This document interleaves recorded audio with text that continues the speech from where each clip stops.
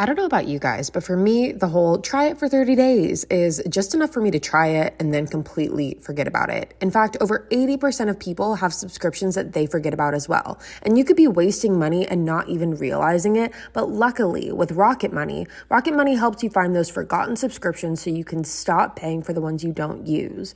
Rocket Money is a personal finance app that finds and cancels your unwanted subscriptions. It monitors your spending and it helps you lower your bills all in one place. Rocket Money will quickly and easily find your subscriptions for you, and for any of the ones that you don't want to pay for anymore or that you just simply forgot about, all you have to do is hit cancel and Rocket Money will cancel it for you. It really is that easy. Rocket Money also helps you manage all your finances in one place and automatically categorizes your expenses, so you can easily track your budget in real time and also get alerted if anything just looks a little off. If you don't believe me, there are over 3 million people who have used Rocket Money, and that saves the average person up to $720 a year. So stop throwing your money away and cancel your unwanted subscriptions. Manage your expenses the easy way by going to rocketmoney.com/killer. That's rocketmoney.com/killer, rocketmoney.com/killer.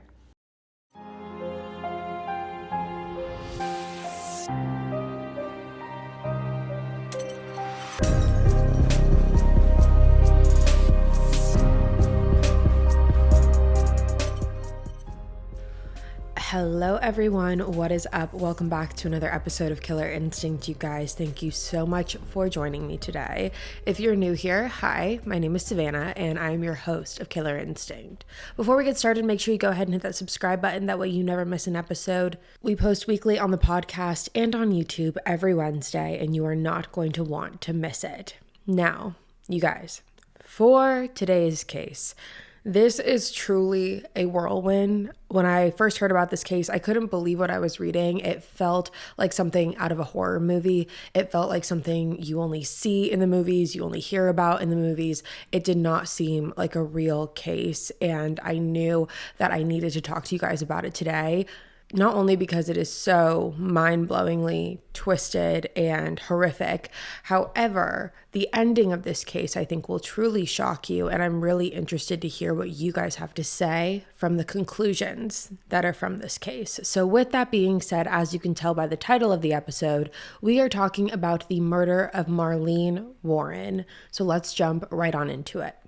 Marlene May McKinnon, which is her maiden name, was born on April 15th of 1950 in Mount Clemens, Michigan, to her mother, Shirley Twing.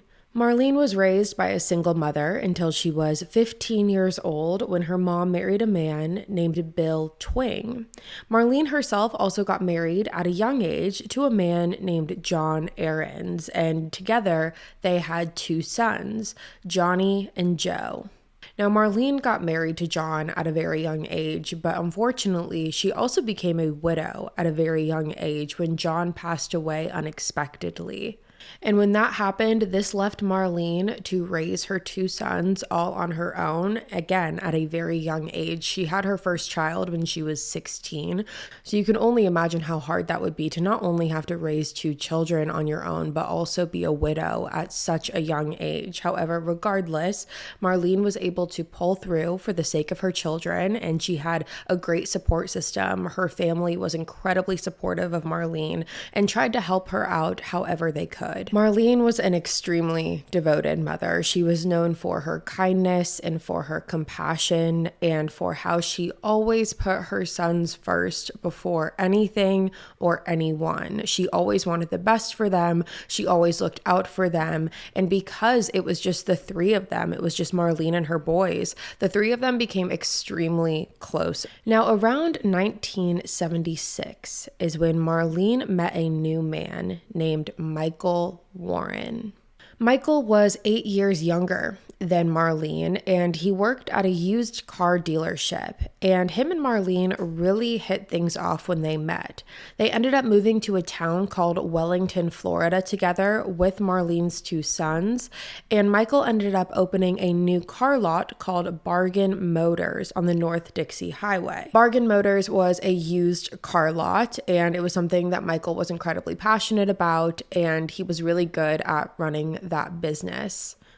And Marlene also really helped Michael get on his feet and helped support him financially and emotionally through that process. Now, Marlene, Michael, and the boys were definitely living a pretty good life. Together, they owned several rental properties that combined were worth a total of about $1 million, again, at the time, which was in the 1970s, 1980s. And they also lived in a very exclusive community in Wellington called the Aero Club. And the Aero Club was a very highly affluent community. They even had a landing strip in the neighborhood for people to fly in on their planes and their jets. And they were able to land right in the middle of the neighborhood. So on the outside, this family, the Warren family, they were living the luxury life. However, as we know, nothing is ever the same behind closed doors. Now, unfortunately and tragically, in 1988, Marlene's oldest son, Johnny, ended up passing away on September 23rd from a car accident.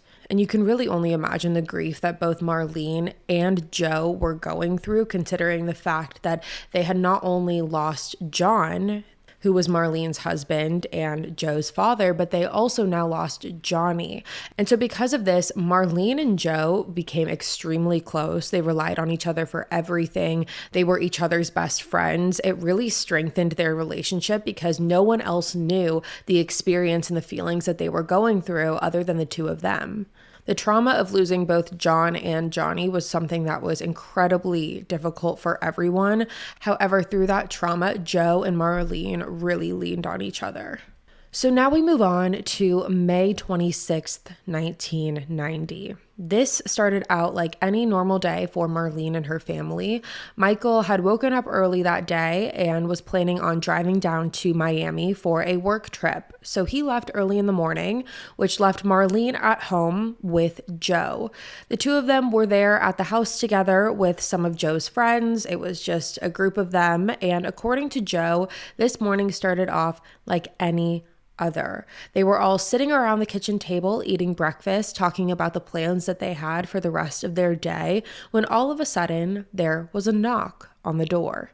Now, with the way that Marlene's house worked, where they were all sitting and eating breakfast, they had direct view of the front door. So the kitchen table could see the front door. And once that knock came at that front door, Marlene got up and walked over to answer the door. Now, as Marlene was walking over to answer the door, Joe overheard his mom say, "How nice," because on the other side of the door was a person wearing a clown costume holding balloons and flowers. Now, initially, Marlene just assumed that this was a special delivery, someone sending her flowers and balloons, thanking her for something, or complimenting her, or giving her some sort of gift. However, when she opened the door, the clown dropped the flowers, pulled out a gun, and shot Marlene point blank in the face. Right after the shot went off, Joe immediately rushed to his mom's side, who at this point had fallen onto the floor, and Joe was able to see this clown that was standing in front of them. Now, the clown didn't immediately walk away after that shot was fired. The clown stood there for several seconds, which was enough time for Joe to go over to his mother's side, make eye contact with the clown, and watch the clown calmly turn around, walk away, and get into a white Chrysler LeBaron car, a car that had no license plate, and drive off. Joe recalled that this clown was wearing an orange wig, a red nose, and had painted on a happy face. He was also able to remember that the clown had dark brown eyes. Now, immediately, Joe's friends called the police, and when they arrived, Marlene was taken to the hospital at the Palm West Hospital, which is unfortunately where she passed away 2 days later on May 28th, 1990, after she succumbed to her injuries. From the moment that Marlene entered the hospital, she never woke up. She was never able to speak to police. She was in a medically induced coma until her family decided to pull her off of life support. We are in the era of entrepreneurs and small businesses, and if you are a part of that group, then you know that every person, moment, and penny counts in your business, and you cannot afford to take any of them for granted. And Stamps.com gets it because for the last 25 years, they've been helping businesses like yours save time and money. So you can just focus on your business, knowing Stamps.com has all your postage needs covered with premium discounts and great rates. With Stamps.com, all you need is a computer and a printer. They even send you a free scale, so you'll have everything you need to get started. If you need a package pickup, you can easily schedule it through your Stamps.com dashboard. And if you sell products online, Stamps.com seamlessly connects with every major marketplace and shopping cart. Running a business is not cheap, especially when it comes to fulfilling orders for your customers. But luckily, Stamps.com has huge carrier discounts with up to 84% off USPS and UPS rates. Plus, Stamps.com automatically tells you your cheapest and fastest shipping option. For 25 years, Stamps.com has been indispensable for over 1 million businesses. So set your business up for success when you get started with Stamps.com today. Sign up with promo code KILLER for a special offer that includes a 4-week trial plus free postage and a free digital scale. No long-term commitments or contracts. Just go to Stamps.com, click the microphone at the top of the page, and enter code KILLER. I don't know about you guys, but for me, the whole try it for 30 days is just enough for me to try it and then completely forget about it. In fact, over 80% of people have subscriptions that they forget about as well. And you could be wasting money and not even realizing it. But luckily, with Rocket Money helps you find those forgotten subscriptions so you can stop paying for the ones you don't use. Rocket Money is a personal finance app that finds and cancels your unwanted subscriptions. It monitors your spending and it helps you lower your bills all in one place. Rocket Money will quickly and easily find your subscriptions for you, and for any of the ones that you don't want to pay for anymore or that you just simply forgot about, all you have to do is hit cancel and Rocket Money will cancel it for you. It really is that easy. Rocket Money also helps you manage all your finances in one place and automatically categorizes your expenses, so you can easily track your budget in real time and also get alerted if anything just looks a little off. If you don't believe me, there are over 3 million people who have used Rocket Money, and that saves the average person up to $720 a year. So stop throwing your money away and cancel your unwanted subscriptions. Manage your expenses the easy way by going to rocketmoney.com/killer. That's rocketmoney.com/killer, rocketmoney.com/killer. So now police had a homicide investigation on their hands and were trying to figure out who this clown killer was. When they arrived on the scene on May 26th, police noticed that the flowers that the clown had brought were still left on the front doorstep. The flowers were a mix of white and red carnations arranged in a basket. The balloons were also left at the house. There were 2 of them, a red heart-shaped balloon that said, "You're the greatest," written on it, and another silver and white balloon that had Snow White and the 7 dwarves on it.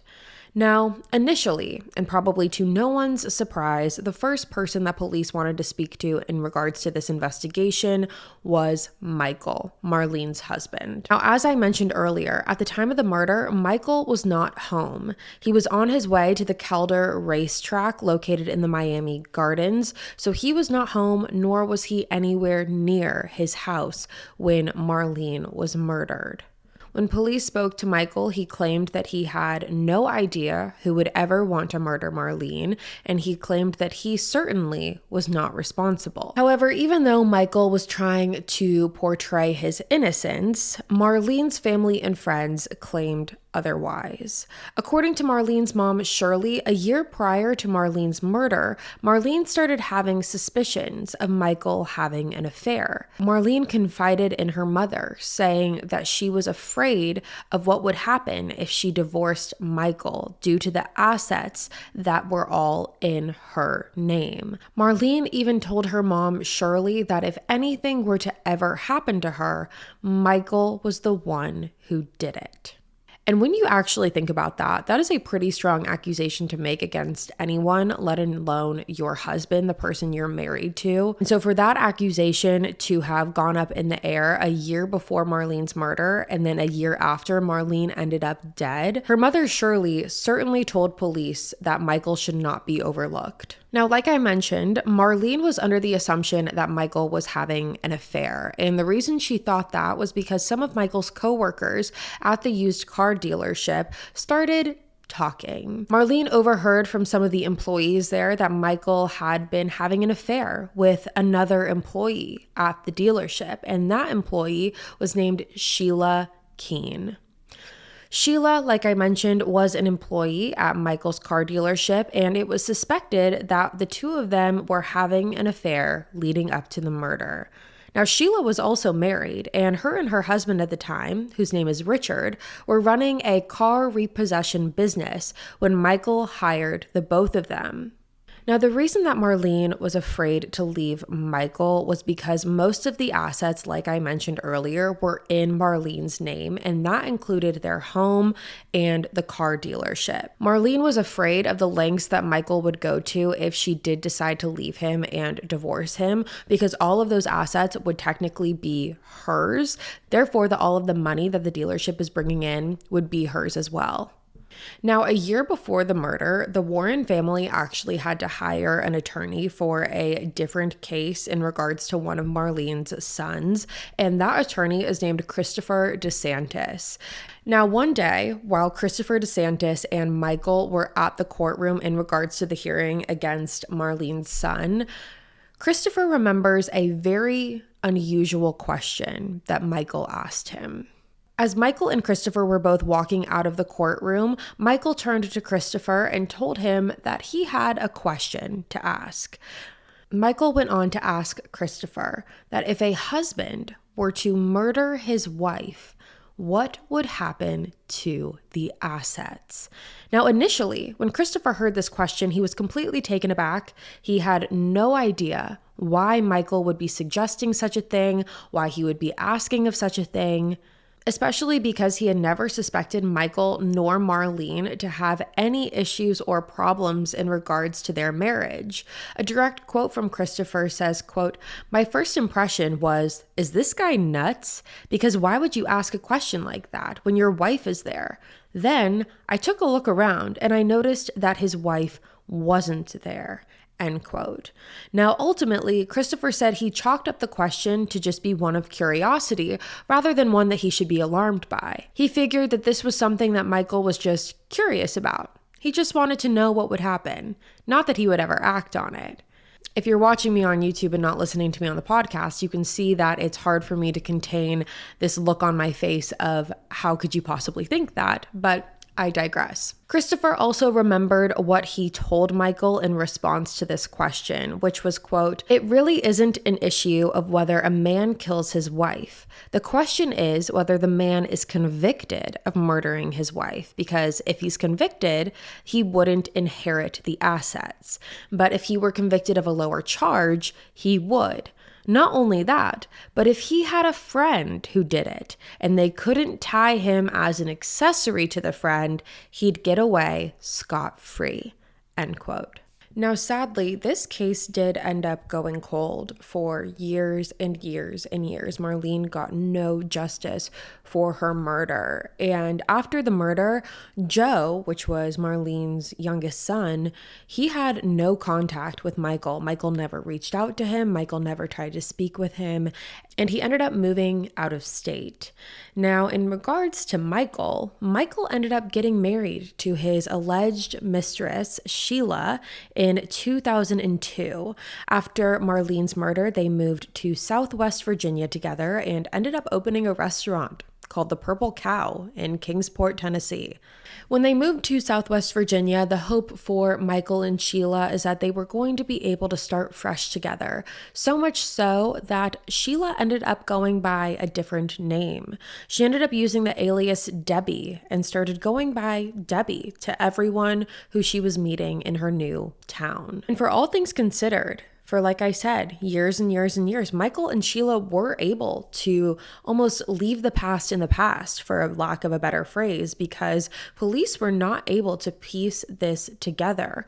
Because when you think about it, even though they had a lot of belief as to what they believed happened in this case, they couldn't get a conviction off of just what they think. And having this murderer dress up in a clown suit honestly led to a lot more questions than it did answers.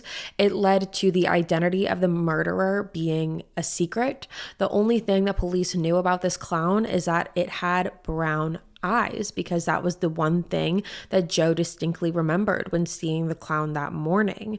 But in regards to everything else, police were really at a standstill. They didn't know if this clown was a man or a woman because they were wearing a wig. They had happy face makeup painted all over their face. They were wearing a giant jumpsuit, and police weren't able to piece together who the real identity of this killer was.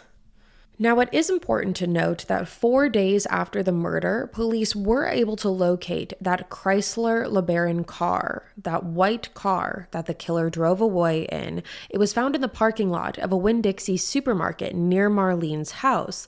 However, the costume nor the murder weapon were ever found inside. And because of that, like I mentioned, this case went cold. It wasn't until 2013 when this case was reopened. A brand new set of eyes started looking at this case. And when they did, the first thing that they did is go back to that costume shop from all of those years ago from where the wig was purchased from. They were able to narrow down which costume shop the wig came from because they were able to take pieces and fibers of the hair that were in the wig that were found in the car as well as at Marlene's house on the front porch. They were able to take those fibers and narrow down where that exact wig was sold from. And when they spoke to the employees, which again, this was much later, however, they were able to track down those employees. And when they spoke to them, they were able to identify the person that purchased the clown suit. Now, it is important to note that they did this initially as well. They were able to track down where this clown suit came from, and that was just in the days after the murder. So this wasn't something that they had all of a sudden decided to do or all of a sudden thought of. This was something that they had done before, but now police were again just confirming on that. And what the employees told police was that several days prior to the murder, there was a woman who came in and purchased that clown costume. And when presenting to the employees a lineup of different women and men who could have purchased this clown costume, the employees were adamant on the fact that the woman who purchased the clown costume was, in fact, Sheila. Not only that, police were also able to track down where the balloons were from. Police were able to track down the balloons from the one specific Snow White balloon because that was a very unique balloon. It hadn't been sold in a lot of places. And so they were able to narrow down the places that did sell that balloon. And that is when they discovered that the balloons were purchased from a Publix supermarket that was located about a half a mile away from Sheila's apartment. And after speaking to the Publix employees, those employees confirmed that the woman who bought the balloons was in fact Sheila and that she purchased them just an hour before the murder. The forensic team went through the white Chrysler car. They had discovered several pieces of orange hair-like fibers found inside of it, which police presumed were from that orange wig. And this is where they hit their jackpot. In 2013, when the case was reopened, they already had loads of evidence. However, they were not able to connect the dots between the evidence. However, then, even though it took 3 years to get the DNA results, DNA showed a positive match to the orange wig hairs found inside of the car to be the same wig fibers that were found inside of Sheila's apartment. Because after this murder occurred, police spoke to Michael, they spoke to Sheila, they went through Michael's home that he shared with Marlene. They went through Sheila's apartment and they found those orange fibers. And so because DNA technology has advanced so much, it was in 2016 when the DNA results were able to finally confirm that they were the same fibers. It was the same wig. And this is when police really started connecting the dots. They knew that it would have been very easy for Sheila to get her hands on a car, a getaway car, to drive her away from the murder scene due to the fact that she worked at a used car dealership. And when police looked into that, they were able to see that that specific car came off of Michael's lot and was stolen, according to the employees that worked there, a month prior to the murder. Inside of the car, police also found long strands of brown hair, which proved to be a positive DNA match to Sheila. So with all of this incriminating evidence, Sheila was arrested in 2017 for the murder of Marlene Warren. And again, when police went to arrest her and Michael were now living in Virginia, and she was going by the name Debbie. From the beginning of her arrest, Sheila claimed that she was not responsible for Marlene's death, and she pled not guilty to the charges against her. And the defense was definitely trying to make the argument that Sheila was not responsible for this.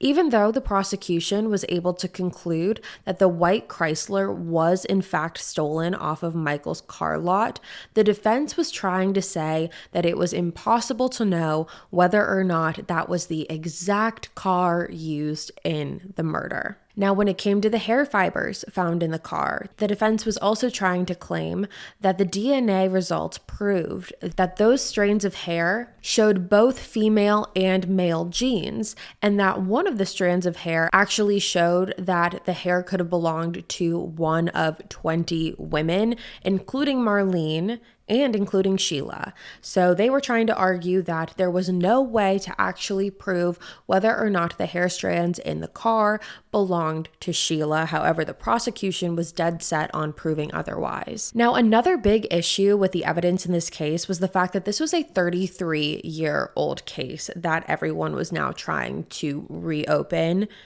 There's a lot of evidence on both sides that now aren't as strong as they once were. And along with that, the lead crime scene investigator in this case had actually passed away by the time that this case had reopened. And in regards to that, the Palm Beach state attorney named Dave Ehrenberg said that, quote, "The death of the lead crime scene investigator broke the chain of custody for critical evidence that could no longer be authenticated," end quote. So both sides of the fence were having trouble in this case. But like I mentioned, Sheila pled not guilty to the charges against her. And because of that, a trial was set to begin on May 12th of 2023. So quite literally, in about a week by the time you guys hear this, there was supposed to be a trial for Sheila for the murder of Marlene Warren. However, on Tuesday, April 25th of 2023, so again, just about a week ago from the time you guys hear this, Sheila decided to make a plea deal. Sheila pled guilty to the second-degree murder of Marlene Warren. Now, according to Sheila's defense team, they claim that the reason that Sheila went forward with this plea deal was because that the prosecution was looking at the death penalty for Sheila.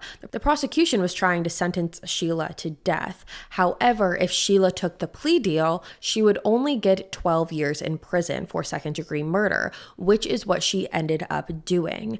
The defense also claimed that they advised Sheila that oftentimes the jury gets it wrong on both sides of the coin, and that even though she was claiming her innocence, if she were to be proven guilty, she would be looking at the death penalty. So because of all of those factors combined, Sheila ended up pleading guilty to second-degree murder, and she was sentenced to 12 years in prison. But there's a kicker.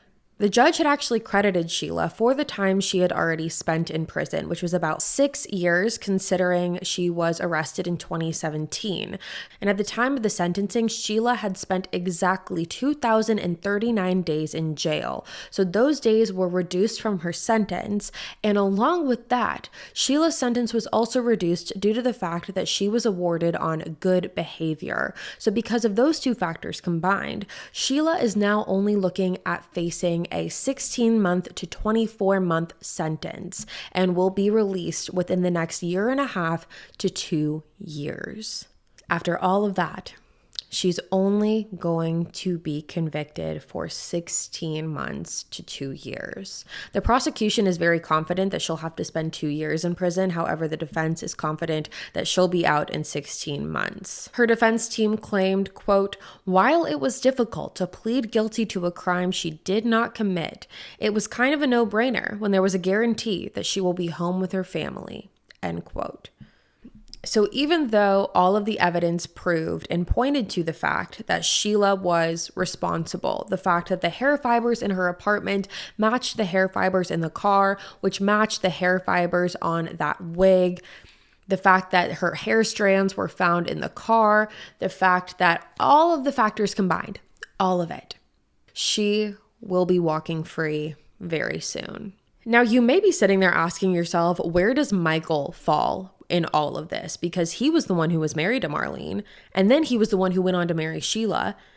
And from the beginning, Michael has actually never been convicted of anything in connection to Marlene's death, and he has maintained his innocence as well as what he believes to be Sheila's innocence. He claimed that if Sheila was ever to be guilty, then he would have never gone ahead and married her, which is pretty hard to believe when you think about the fact that about a year before the murder, Michael had asked an attorney what would happen to a husband's assets if he were to kill his wife.